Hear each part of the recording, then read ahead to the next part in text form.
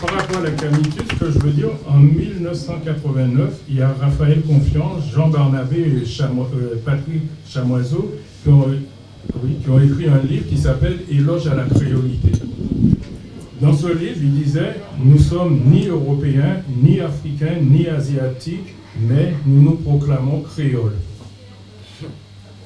Donc, si vous prenez le dictionnaire Larousse, créole, de l'espagnol criollo, personne de pure race blanche née dans les colonies.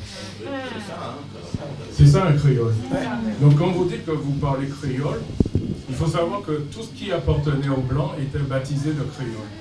Donc, quand vous vous dites créole, indirectement, vous reconnaissez que vous êtes toujours esclave. C'est très important. Notre cuisine était baptisée de cuisine créole. Nos vêtements, vêtements créoles. Nos bijoux, bijoux créoles. Parce qu'on n'existait pas, on était comme des meubles. Et donc un meuble ne peut pas faire de la cuisine, un meuble ne peut pas faire des bijoux. Vous voyez? Même la langue de nos ancêtres, jusqu'à maintenant, on parle le créole. On parle le créole guadeloupéen, le créole guyanais, haïtien, martiniquais. En Haïti, on parle l'haïtien maintenant. Oui. Il y en a qui disent ça, qu'on parle l'haïtien, le martiniquais. Dernièrement, on a proposé un nom, le roussicam. Ça me paraît correct par rapport à notre histoire, parce que cam, c'est notre ancêtre. Le mot chi, qui signifie le parler, la langue, et le rou, rom, en égyptien, signifie le fait de recommencer quelque chose. Donc, roussicam, ça me paraît le nom le plus approprié pour parler de notre langue. D'accord ?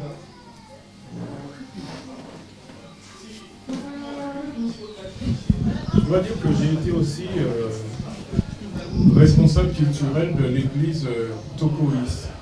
C'est une église qui a son siège en Angola, qui est dirigée ici par le pasteur Mélo Josias. Maintenant, on va vraiment entrer dans le vif du sujet, sur le débat, ce qui nous intéresse.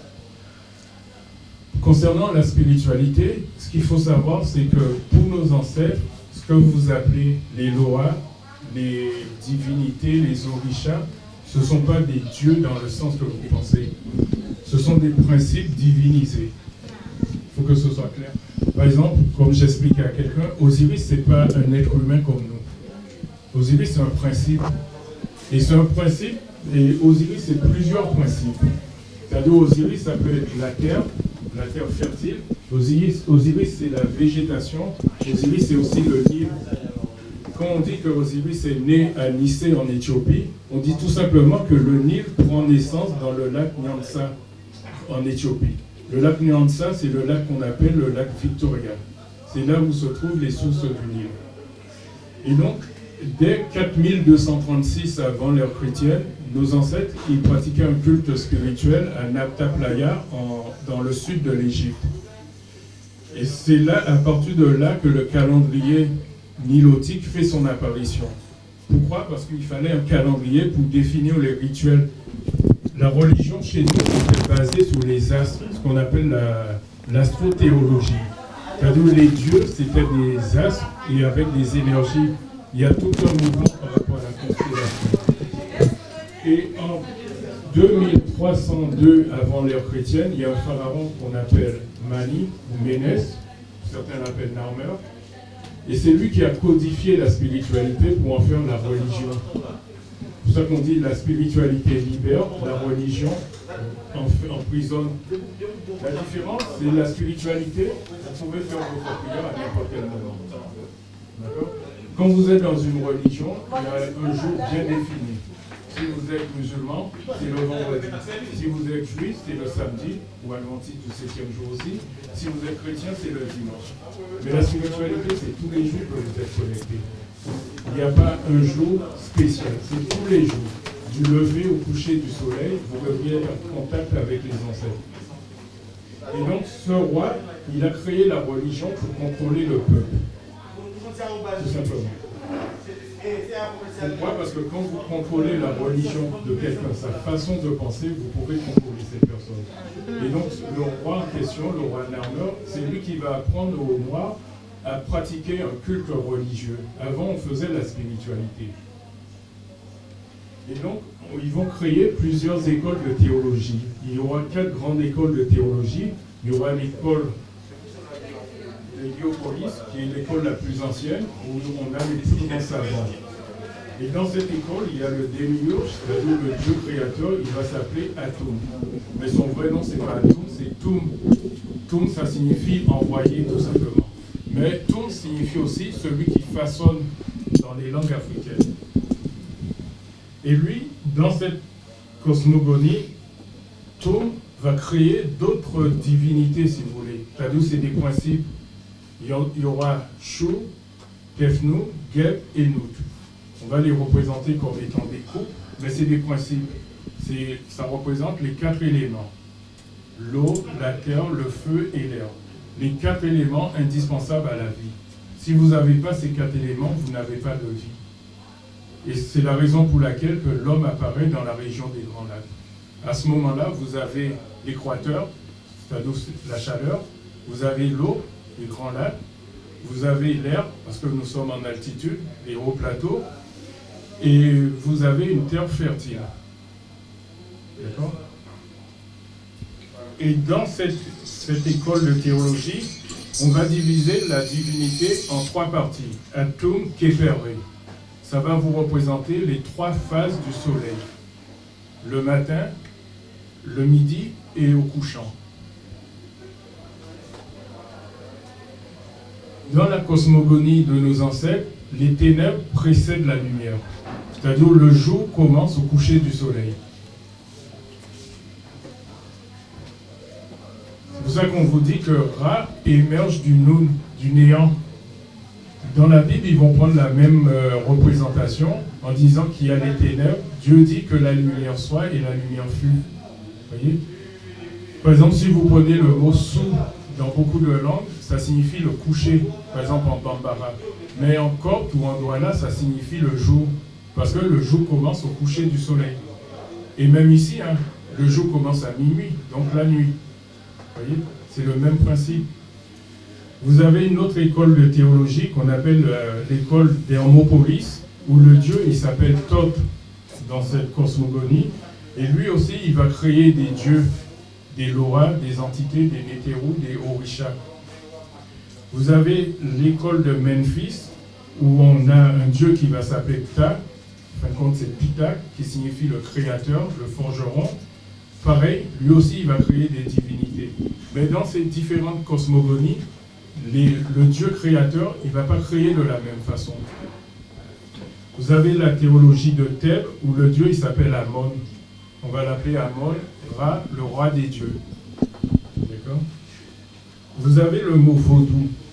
Si vous demandez aux gens que signifie le mot vaudou, si je vous demande que signifie le mot vaudou. Esprit. Esprit. D'autres définitions? Le vaudor. Esprit. Mais quand vous demandez même aux Béninois le mot vaudou, ils ne savent pas. Ils vont vous donner plusieurs explications. Mais c'est des explications populaires. Le mot vaudou apparaît en 2004 avant l'ère chrétienne. C'est un mot que je peux vous montrer. C'est un mot que vous trouvez dans les textes des pyramides. Le mot vaudou signifie libation. Le mot vaudou signifie offrande, sacrifice. C'est ce que ça signifie en égyptien. Et vous l'avez jusqu'à l'époque copte, c'est-à-dire l'époque romaine, les Égyptiens vont employer ce mot-là. Pour ça, la libation est très importante. Les anciens Égyptiens, ils faisaient, par exemple, il y a 2 rituels importants. Il y a le rituel de l'encens. Vous savez, à l'époque du pharaon Iséchi-Kara, ils vont aller jusque dans le pays de Poum, c'est-à-dire dans la corne de l'Afrique pour ramener de l'encens. Parce que c'est indispensable pour les temples. Il fallait une grande quantité d'encens pour les rituels des différents temples. Donc, vous avez le mot vaudou. C'est simplement à partir du moment où vous faites une libation, vous faites une offrande, vous êtes dans le vaudou. Voyez ? Ça veut dire que les musulmans font du vaudou. J'étais en Algérie, ils ont une cérémonie, exactement comme on a vu avec le tambour, ils appellent ça le diwan. Et dans ce genre de cérémonie, ils font des libations et ils font aussi des offrandes. C'est tout simplement du vaudou. Parce que l'Égypte a eu plusieurs colonisations. Des peuples sont arrivés, il y a eu les Hyksos qui sont arrivés, on les a chassés, on les a installés en Canaan. En 1200, à l'époque de Ramsès, il y a eu les peuples de la mer qui se sont installés dans le Maghreb pour donner ce qu'on appelle les Berbères, les Amazirs. Et il y a eu continuellement des guerres avec ces peuples-là. Il y a eu une dynastie qui a pris le pouvoir, la dynastie libyenne, qui a été évacuée par une dynastie éthiopienne. Et quand le pharaon d'Éthiopie, Taraka, a décidé de retourner chez lui, parce que lui, son but, ce n'était pas de coloniser l'Égypte, son pays était beaucoup plus grand que l'Égypte. D'accord ? Donc il est retourné, il a laissé le pays aux mains des princes égyptiens. Et à ce moment-là, il y a eu ce qu'on appelle la guerre des petits chefs. Ils ont voulu prendre le pouvoir. Et il y a eu un pharaon qu'on appelle Samétique, il a fait appel à des mercenaires, des juifs et des grecs, pour prendre le pouvoir. En échange, il leur a donné des terres et la possibilité d'apprendre dans les temples d'Égypte. Là, on est en 663 avant l'ère chrétienne. Et c'est à ce moment-là qu'apparaît ce qu'on appelle le miracle grec. Parce que les Grecs, ils pouvaient venir dans les temples égyptiens, apprendre les médounétaires et apprendre le savoir. Il y a eu transfert de connaissances. Voyez ? Avant, il n'y a pas de miracle grec. Et donc, ils vont s'attribuer tout le savoir égyptien. Les théorèmes de Thalès, de Pythagore existent dans des papyrus, notamment un papyrus Hamès, papyrus de mathématiques, 1000 ans avant leur naissance. Ça va continuer. Il y a Cambyse qui va envahir l'Égypte en 525. Cambyse va mettre fin à la prêtrise des femmes. Parce que jusqu'à cette époque, les femmes pouvaient être mambo. Et comme Cambyse c'est un grec, perse, et chez eux c'est le patriarcat. Une femme ne peut pas prendre le pouvoir. Donc il va interdire la prêtrise des femmes. Mais la prêtrise égyptienne va être transférée au Soudan. Et à ce moment-là, les femmes vont être prêtresses au Soudan. D'accord ? Mais en Égypte, à partir de Cambyse, il n'y a plus de femmes prêtresses. Vous voyez ? Et ce qui va faire dire à Hérodote que chez les Égyptiens, aucune femme ne peut être prêtresse. Vous voyez ? Mais c'est parce qu'on a eu une colonisation. La colonisation va continuer avec le pharaon qu'on appelle Ptolémée. Bien avant, il y a eu Alexandre. Les Ptolémées vont prendre le pouvoir en Égypte et vont créer la grande bibliothèque d'Alexandrie, qui sera ce qu'on appelle un centre de plagiat. Tout simplement. C'est-à-dire tout le savoir égyptien sera traduit en grec et qui va permettre de faire la Renaissance européenne, bien avant la Renaissance que vous connaissez. Donc les Européens, ils vont partir à la conquête et c'est à ce moment-là qu'on va créer la Bible aussi. Donc les Juifs qui sont à Alexandrie vont créer la Bible en prenant des histoires qu'on raconte en Égypte, par exemple l'histoire du pharaon Nectanebo, l'histoire des Hyksos, l'histoire des peuples de la mer, pour en faire la Bible. Par la suite, en 152, il va y avoir la révolte des Maccabées par rapport à une politique d'hellénisation. C'est-à-dire les Grecs qui vont essayer de passer leur culture à tout le monde, d'helléniser tout le bassin méditerranéen. Donc les Juifs ne vont pas accepter, ils vont se soulever, la révolte des Maccabées, etc. Et ça va continuer avec les Romains. En 70, ils vont détruire le temple. Et il y a un fils, un zélote qu'on appelle Ménahem, fils de Judas le Galiléen. C'est lui le vrai personnage de Jésus. Vous voyez ? Joseph Flavius, il en parle dans l'Antiquité, dans Compaction. Il va prendre le pouvoir, il sera déclaré messie, mais finalement, les Juifs vont le livrer. Donc il sera pendu, enfin assassiné. Certains disent pendu, d'autres disent lapidé. Donc les textes ne sont pas très clairs. Et à partir de là, le christianisme va commencer à faire son apparition dans les années 130, à Alexandrie et en Égypte.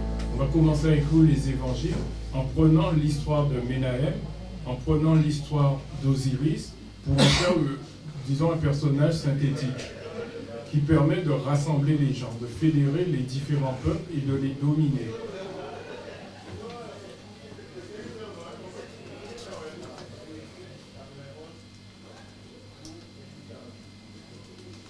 Donc, on va prendre le symbole d'Osiris, qui est le poisson. On va prendre la croix Ankh, qui deviendra la croix chrétienne. On va prendre l'histoire d'Osiris, qui est le dieu de la résurrection. On va prendre aussi le titre pour faire de Jésus un homme sans défaut, parce qu'Osiris s'appelle Wondefer, qui signifie d'être parfait. Donc on va transférer à Jésus qui sera sans péché. On va prendre aussi dans l'histoire la pesée de la mort, le tribunal d'Osiris, pour en faire de Jésus celui qui va juger les vivants et les morts à la fin des temps. On va prendre aussi dans la mythologie Ra, qui est entouré de 12 étoiles. C'est-à-dire qui représente les 12 mois, les 12 constellations. Mais ce qu'il faut savoir, c'est qu'en égyptien, le mot étoile se dit Seba. D'accord? Mais Seba signifie aussi enseignement. Seba signifie aussi disciple. Celui qui reçoit l'enseignement. Donc quand on vous parle de 12 disciples, on vous parle de 12 étoiles, tout simplement. Les disciples, ce ne sont pas des êtres humains comme vous l'entendez, mais des constellations. Et donc, il faut savoir que derrière les personnages, en fin de compte, on cache un savoir immense. Mais que pour comprendre ce savoir, il faut comprendre les hiéroglyphes. Parce que chaque symbole renvoie à autre chose. C'est ni plus ni moins que des paraboles. Donc, en 117 avant de notre ère, il va y avoir une disparition de la communauté juive d'Éléphantine qui sera remplacée par cette nouvelle doctrine qu'on va appeler le christianisme. En l'an 284, plus spécialement le 29 août du calendrier julien, qui correspond au 11 septembre du calendrier grégorien, c'est-à-dire notre calendrier, l'empereur Dioclétien va massacrer les Égyptiens coptes. C'est-à-dire les chrétiens, à l'origine, c'est eux qui vont persécuter. Et donc, les Coptes qui pratiquent un christianisme primitif, ils seront massacrés par l'empereur romain. En 313, vous avez Constantin, l'édit de Milan, c'est lui qui va former le christianisme que nous connaissons actuellement. Et avec ce christianisme, ils vont se lancer à la conquête de l'Afrique. Vous avez par exemple le roi d'Éthiopie, Ezana, qui va se convertir en 341 au christianisme, version Église romaine apostolique. En 392, l'évêque Théophile va détruire les temples égyptiens. Et là, ils vont imposer le christianisme. Et le dernier texte en hiéroglyphe, c'est en 450, dans le temple d'Isis à Philae. En 551, ça va être la fin de la religion ancestrale. C'est-à-dire, nos ancêtres, ils ne peuvent plus enseigner leur religion, leur culture. Ce qui va se passer, c'est qu'ils vont s'enfuir dans les bois pour pratiquer dans la clandestinité. Et c'est à partir de ce moment-là qu'apparaît l'initiation dans les bois sacrés, entre guillemets. Mais sinon, nos ancêtres, ils n'enseignent pas dans les bois. Ils enseignaient dans les temples. D'accord ? Et comme les prêtres ont été fusillés, pour certains, enfin fusillés, tués, il n'y avait pas de fusil à l'époque, donc le peu de gens qui avaient des connaissances, ils se sont institués prêtres ou prêtresses. Et ils ont commencé à transmettre cette connaissance. Donc les gens, par la suite, se sont déplacés vers le golfe de Guinée. Arrivé au Dahomey, il y a un prince qu'on appelle Odoudou Maré, qui est un prince Yoruba.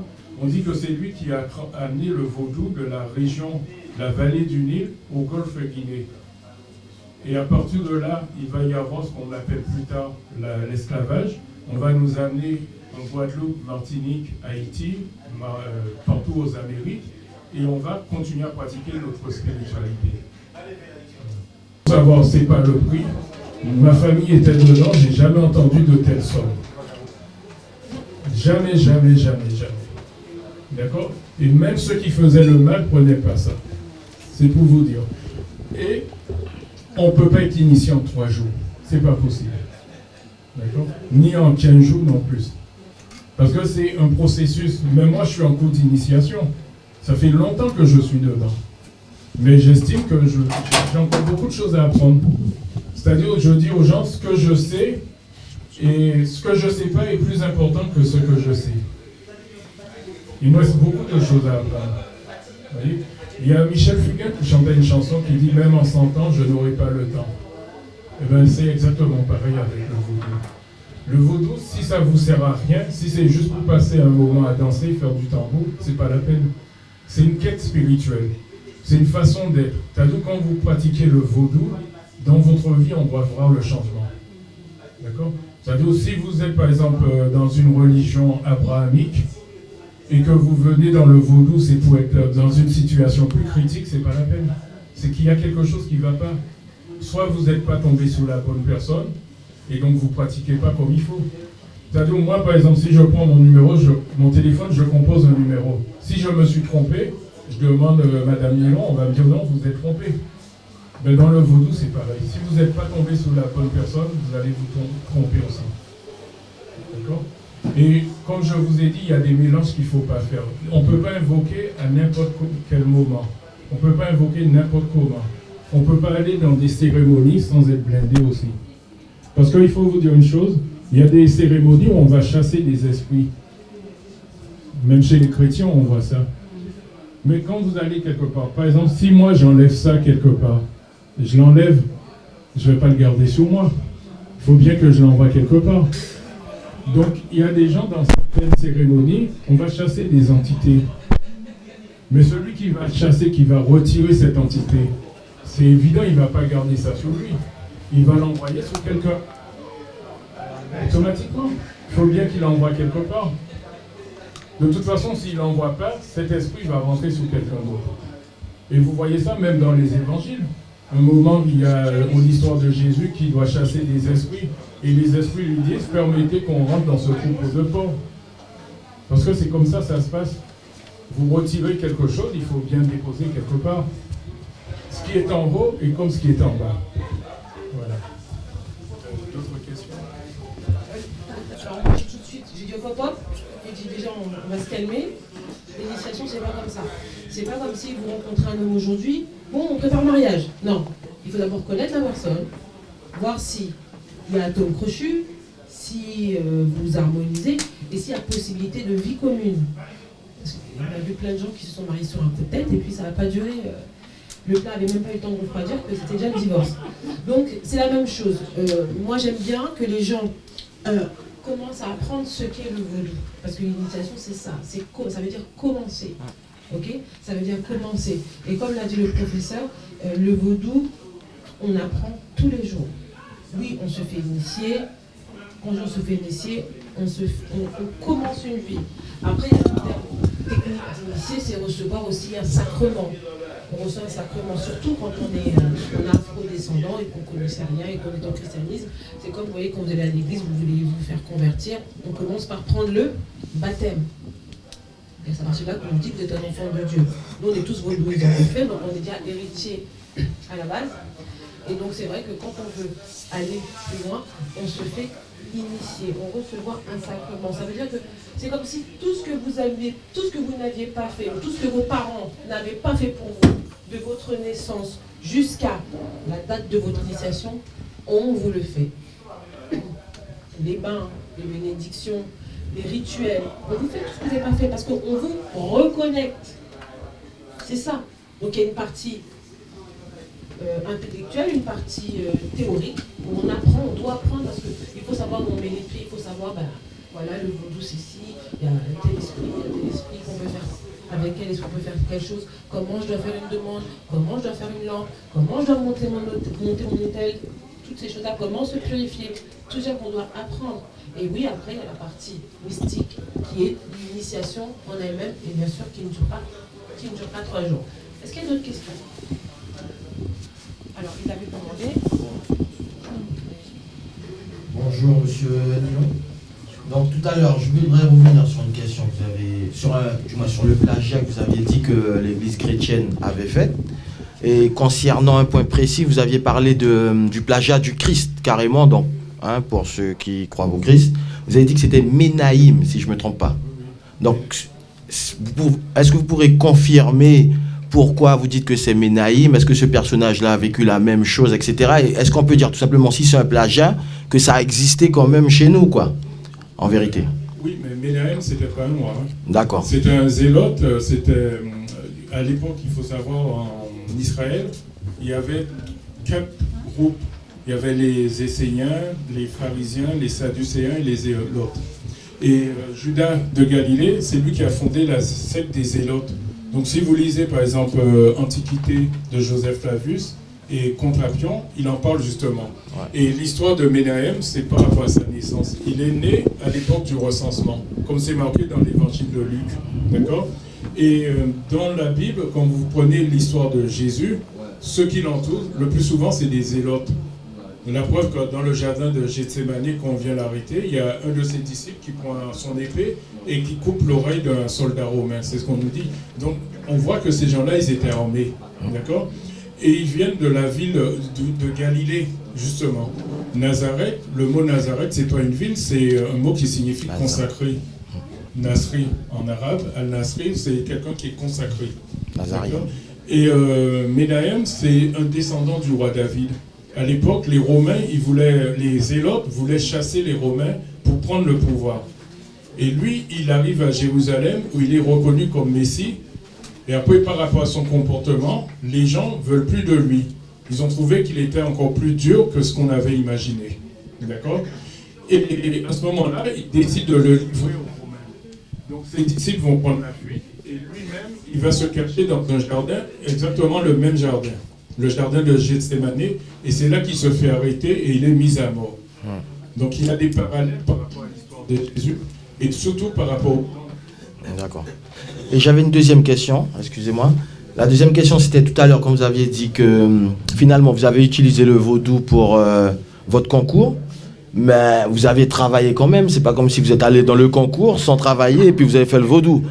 Donc, le vaudou, c'est pas une magie qui s'opère quand on veut. Et est-ce que c'est pas lié aussi à notre comportement? Parce que c'est comme dans toutes les religions, où il suffit de dire que bon, je pratique ma religion et je serai sauvé, ou je pratique mon culte et ça va fonctionner.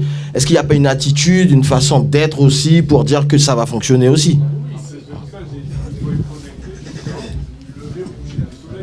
C'est sûr que si quelqu'un vient et il fait que le vaudou et il fait rien, il n'étudie pas, il ne révise pas, ça ne marchera pas. C'est pour ça même dans le christianisme, on dit aide-toi et le ciel t'aidera. Donc c'est exactement la même chose. Et pour revenir à ce que je voulais dire, par exemple, au niveau du vaudou, quand je vous ai dit, tout est basé sur l'astrologie. Même les gens qui sont, par exemple, les cultivateurs, ils vont regarder les plantes pour planter, si les racines s'enfoncent dans le sol ou si ça sort. Donc il y a des opérations qu'ils vont faire à la lune montante ou à la lune descendante. Donc au niveau des sacrifices, c'est la même chose. Il y a des sacrifices que vous faites, ça va être soit quand c'est la lune montante ou la lune descendante, la pleine lune ou la nouvelle lune. On ne fait pas des sacrifices n'importe comment. D'accord? Merci. Bon, il y en a qui vont vous dire que ça vient de l'égyptien Kershesheta ou Kirishot, qui signifie, mais en fin de compte, le mot vient d'un autre mot. Parce qu'en hébreu, on va dire Messia, c'est celui qui reçoit l'onction. En Égypte, il y avait par exemple les prêtres et les rois. Parce qu'à l'origine, les rois, avant d'être rois, c'était des prêtres. Les premiers rois, c'était à l'origine des prêtres. Et par la suite, ils sont devenus que des rois. On a séparé plus ou moins les deux fonctions. Mais tout roi est un prêtre. En Égypte, le pharaon, il est roi, mais il est en même temps le grand prêtre. Oui. Donc ça veut dire que c'est un homme politique, un homme religieux, un historien aussi, parce qu'il a la mémoire, il perd la mémoire, il connaît l'histoire de son peuple. Donc il est en même temps griot. Et il y avait une cérémonie où, d'inchronisation, où on versait de l'eau, de l'huile sur sa tête. Et c'est ça qui fait de lui un Christ. Mais ça, c'est à l'issue d'un processus. C'est-à-dire n'importe qui ne peut pas être le roi. Et il y avait des cérémonies, par exemple, ce qu'on appelle le Hebsed, c'est des cérémonies de régénération. C'est-à-dire le pharaon, il devait passer des examens pour voir physiquement s'il était en forme, s'il avait du souffle, s'il pouvait courir, d'accord, s'il pouvait faire la chasse, aller au combat, et mentalement aussi. Et à l'origine, s'il n'était pas en pleine possession de ses capacités physiques ou mentales, on l'exécutait. Et par la suite, on a remplacé l'exécution du roi par ce qu'on appelle, comme dans le carnaval, Vaval. Donc c'était un mannequin qui faisait office du roi qu'on exécutait à sa place. Mais on m'a dit que dans certaines régions, par exemple au Nigeria, jusqu'à maintenant, des fois, ils font ce genre de cérémonie. En fait, je suis ici parce que j'organise la première journée porte ouverte spéciale vaudou. C'est vrai que je suis une mambo. Et j'ai un parcours atypique parce qu'avant j'étais dans le christianisme, j'étais dans l'évangile. Et c'est vrai qu'une fois que je suis revenue à mes racines, c'est-à-dire dans le vaudou, que je me suis fait initier, j'ai décidé un petit peu d'aider les personnes qui ont eu un parcours comme moi, c'est-à-dire qui sont passées par le réveil. Et j'ai commencé par écrire un livre, comme vous l'avez dit. J'ai écrit un livre autobiographique qui raconte mon histoire. Et c'est vrai qu'après ce livre, j'ai voulu en faire plus. C'est-à-dire en fait, offrir aux personnes une opportunité de venir poser leurs questions, de venir découvrir qu'est-ce que le vaudou, et que le vaudou n'est pas ce qu'on entend dire. Le vaudou, c'est notre spiritualité ancestrale, c'est notre culture, c'est notre histoire, c'est notre identité, et qu'on peut se retrouver uniquement à travers sa propre culture et pas à travers la culture de l'autre. Donc j'ai fait cette journée porte ouverte moi-même avec mon association qui s'appelle Ifenzinga Moyo, et on a comme un intervenant le professeur camitologue Pierre Nilon qui va aider tous les participants à mieux appréhender la culture ancestrale, le pourquoi, le comment et pourquoi est-ce important de retourner à sa culture ancestrale. Donc là c'est la première, on l'a fait cette année, et le but c'est que ce soit récurrent, que tous les ans ils puissent avoir encore cette journée porte ouverte, que ce soit plus grand, qu'ils puissent avoir des stands, des danses, des spectacles pour montrer aux gens qu'est-ce que le vaudou, et que les gens puissent un petit peu sortir de leur carcan, sortir de leur peur, de leur crainte, et puis qu'ils puissent venir découvrir par eux-mêmes qu'est-ce que le vaudou, et puis pouvoir toucher un petit peu de cette ancestralité que nous avons. Voilà. Vous avez dit cette culture ancestrale, mais d'où vient cette culture ancestrale, l'origine et sa racine? En fait, c'est une culture ancestrale parce qu'en fait, on est multiracial, si je peux dire. On a plusieurs origines, c'est-à-dire qu'à la base, on a les origines qui sont autochtones, les Arawaks, les Taïnos, les Kalinago, les Caribés, les Mayas. Et donc, nous avons encore une double source avec l'Afrique noire, l'Afrique subsaharienne, qu'on appelle aussi Kama. Et nous avons aussi, bien sûr, cette origine un petit peu occidentale avec la colonisation, les Espagnols. Donc, ça veut dire que le vaudou prend ses racines, bien sûr, principalement en Afrique, avec le Bénin, le Togo, le Nigeria, la Guinée, le Congo, mais aussi dans le vaudou, on retrouve beaucoup de spiritualités qui sont issues de nos ancêtres, les Arawaks. Voilà.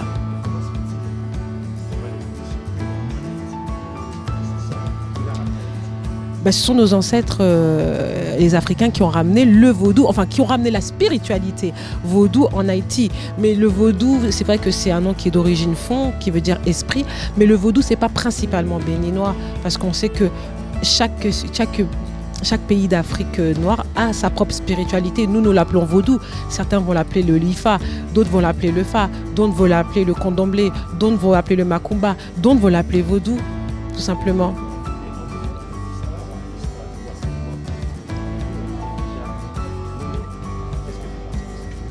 Le vaudou a été nommé comment ça? L'histoire du bois Caïman, lorsque le moine avait fait tout ça, vous savez, tout ça, c'est ce qui reste dans la tête de la plupart des Haïtiens. Ils pensent que le vaudou, tout ça, ça en fait partie de cette histoire-là. Oui, mais en fait, les gens ne comprennent pas. Les gens, pour la plupart des Haïtiens, on va dire, le vaudou a pris naissance pendant l'esclavage. Pas du tout. Le vaudou a toujours existé, bien avant l'esclavage, bien avant la déportation des esclaves. Le vaudou a toujours existé. À la base, nos ancêtres n'étaient pas chrétiens. Ils étaient des vaudouisants, ils étaient des pratiquants de leur culture endogène. Le vaudou haïtien a pris naissance, a été formé après l'esclavage, pendant l'esclavage et après l'esclavage. Mais à la base, il a toujours existé, bien sûr sur notre pratique, mais c'est vrai que nous avons connu le vaudou de l'esclavage. Mais ça ne veut pas dire que nos ancêtres n'étaient pas des vaudouisants. Ils ont toujours été des vaudouisants, ils n'ont jamais été chrétiens. Nous sommes devenus chrétiens par force à cause de la colonisation, rien d'autre.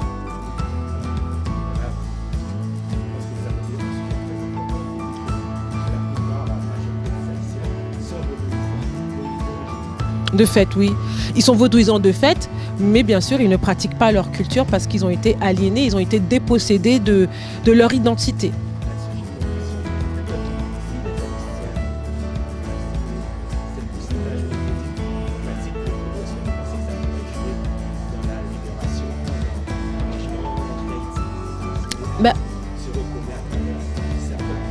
Mais en fait, il a été prouvé déjà historiquement qu'aucun peuple ne s'est construit, ne s'est développé avec la culture d'un autre peuple.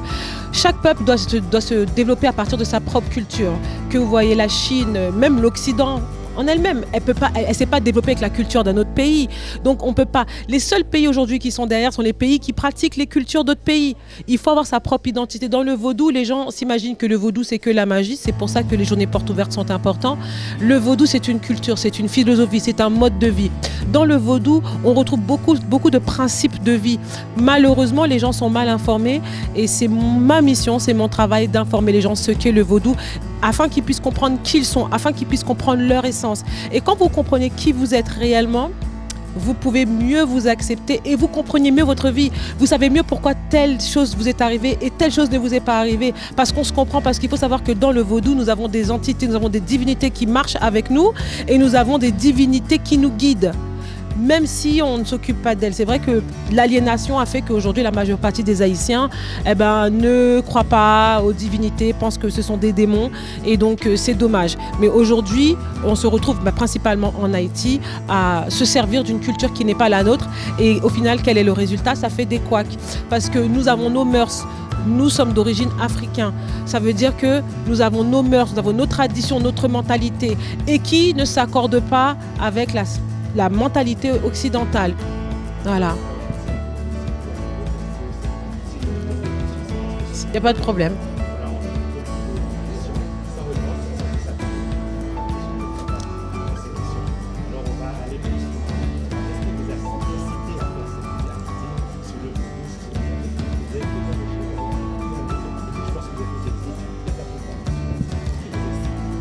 Tout simplement, c'est mon parcours. Parce que c'est vrai que moi, quand j'ai commencé à devenir vaudouisante, c'est vrai que j'ai subi beaucoup d'incompréhension de la part de mon entourage.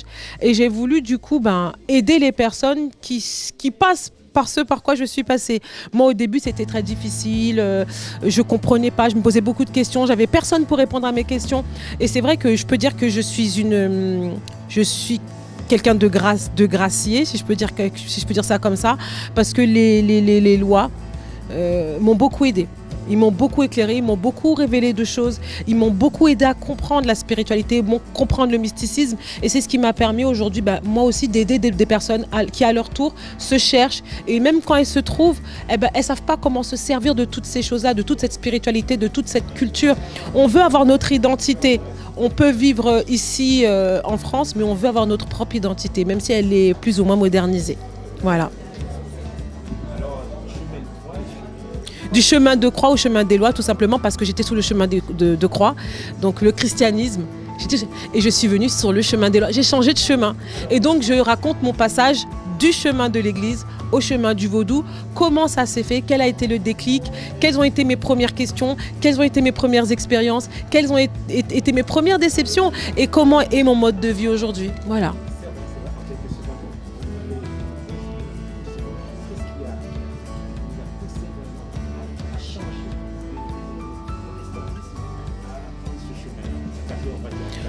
Tout simplement, je ne me sentais pas dans la vérité.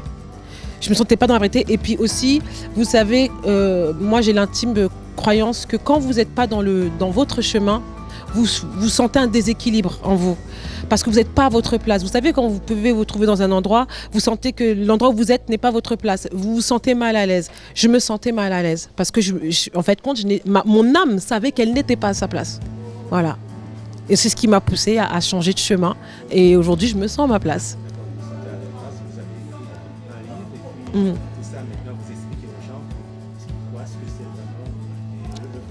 Tout à fait, c'est ce que j'explique aux gens et je leur montre ce qu'est le vaudou et je les aide pour ceux qui sont intéressés à découvrir le vaudou et pour ceux qui sont encore plus intéressés à pratiquer le vaudou.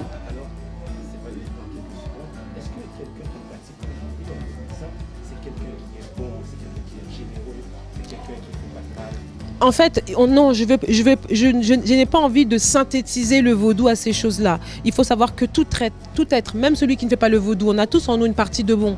On a tous en nous une partie de mauvais. Ça dépend quelle partie on va décider de nourrir. Et moi, j'ai envie de montrer aux gens en fait, que le vaudou, c'est tout simplement, c'est la nature en nous et nous en la nature. Maintenant, quelle force vas-tu décider de nourrir? Quelle force vas-tu décider de te servir pour atteindre ta destinée? C'est juste ça. Nos ancêtres nous ont appris qu'ils étaient bons, qu'on n'a pas besoin d'être mauvais pour être bien dans sa peau, mais que aussi il faut savoir se protéger contre l'adversité. C'est important. Ça fait partie de l'équilibre de la vie qu'on retrouve partout d'ailleurs. Et c'est ce que j'explique dans le livre, tel qu'un pays qui a une armée, le pays peut être super sécurisé, on n'a pas le droit de tuer, mais il y a une armée qui est là. L'armée, elle n'est pas là pour caresser les gens, elle est là pour des choses bien précises. C'est la même chose. D'accord, c'est très bien. J'aimerais savoir un peu ce qui se passe en ce moment, étant donné que vous êtes au courant, il y a une crise mondiale, la pandémie. On ne peut pas finir cette interview sans me donner votre avis, parce que qu'est-ce que vous pensez de ça? Est-ce qu'il y aura un chemin ici pour le monde entier? Bon, mon avis il est un peu partagé. Enfin, vraiment, je ne sais pas trop quoi penser parce que moi, je pense que c'est le cycle de la vie. En fait, on voit qu'on déconnecte l'homme de la nature et donc ça crée des conséquences sur nous-mêmes. On a plein de maladies qui sont orphelines, qui n'existaient pas il y a 2000 ans. Et on trouve que maintenant, les gens sont, malgré qu'on a de l'argent, que le monde est moderne, les gens sont très malheureux aujourd'hui. Les gens ne sont pas en paix, les gens se sentent incomplets. Les femmes ont le droit de vote, les femmes travaillent, les femmes ont de l'argent, elles ont des droits qui sont respectés plus ou moins dans certains pays, mais elles ne sont pas plus heureuses elles ne sont pas plus heureuses pour autant. Et donc, du coup, moi, je pense que cette pandémie, c'est juste la conséquence de tout ce qu'on a fait. Aujourd'hui, on détruit notre écosystème, on détruit la nature, on se détruit. Et donc, du coup, ça a des conséquences. Ce qui veut dire, moi, c'est tout ce que je vois. Après, tout ce que je peux conseiller aux gens, c'est de se réharmoniser, de chercher son identité. Et de toute façon, je sais, j'ai l'intime conviction, et moi, je l'ai vu dans ma vie et dans la vie des autres, que quand vraiment... on retourne à soi-même avec un cœur sincère, les lois nous guident. Ils nous guident, voilà, et ils nous protègent. D'accord, les lois, quand vous dites les lois nous guident, vous parlez de la loi de la nature ou... Les lois LWA, ça veut dire les divinités du vaudou. Ils nous guident. Maintenant, ça ne veut pas dire qu'on ne va pas mourir, on va tous mourir, hein, parce qu'on est tous appelés à mourir. Vous savez, pour ceux qui ne croient pas dans le vaudou, tout ça... Mais moi, vous me parlez, vous m'interviewez en tant que vaudouisante, donc moi, je vous réponds en tant que vaudouisante. Voilà, tout à fait. D'accord, je vous remercie, c'est que vous êtes... Oui, tout à fait. Merci à moi et merci à tout le monde. Et puis, comme je dis, le vaudou, c'est notre culture, c'est notre identité. Et il faut qu'on la ramasse. Aïe Bobo. Merci, merci, merci.